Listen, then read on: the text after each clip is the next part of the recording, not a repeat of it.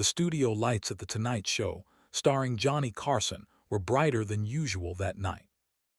It was quiet backstage at NBC in Burbank.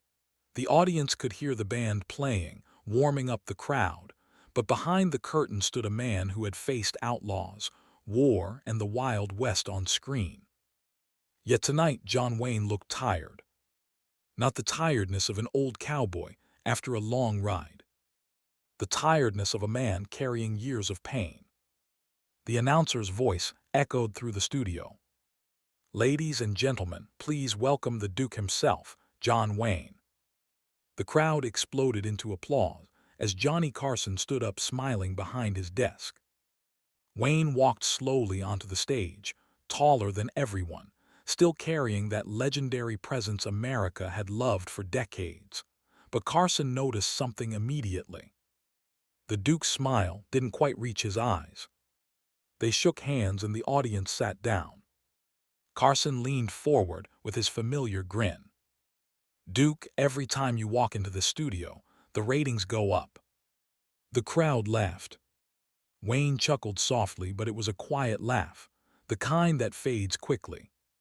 For a few minutes they talked about movies, old westerns, and Hollywood stories.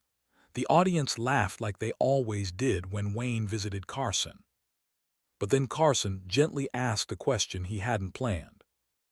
"Duke, you've played the strongest men America's ever seen on screen, but I wonder, does it ever get heavy carrying that image?" For the first time that night, Wayne didn't answer right away. The studio grew still. Millions of people watching at home leaned closer to their televisions. Wayne looked down at his hands, big hands that had held revolvers in hundreds of films, hands that looked strong enough to carry the whole West. But tonight they trembled slightly. "You know something, Johnny," Wayne finally said quietly. "People think the Duke doesn't feel pain." Carson didn't interrupt. Wayne continued, his voice slower now.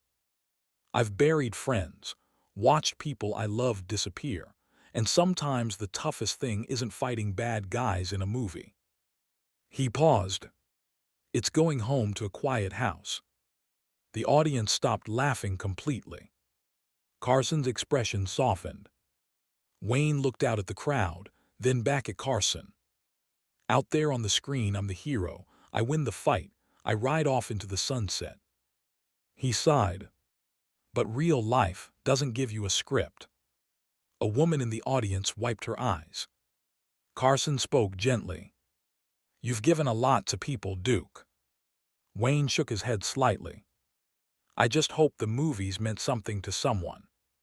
For a moment neither man spoke. The cameras stayed close on Wayne's face. For the first time, America saw something they had never seen before. Not the fearless cowboy. Not the war hero. Just a man growing older, remembering the long road behind him. Carson finally broke the silence. "Well, Duke, I'll tell you something." He turned toward the audience.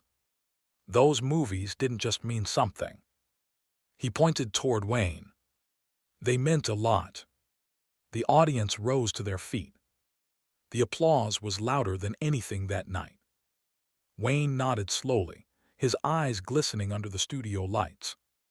And for a brief moment, the Duke looked like he was trying very hard not to cry.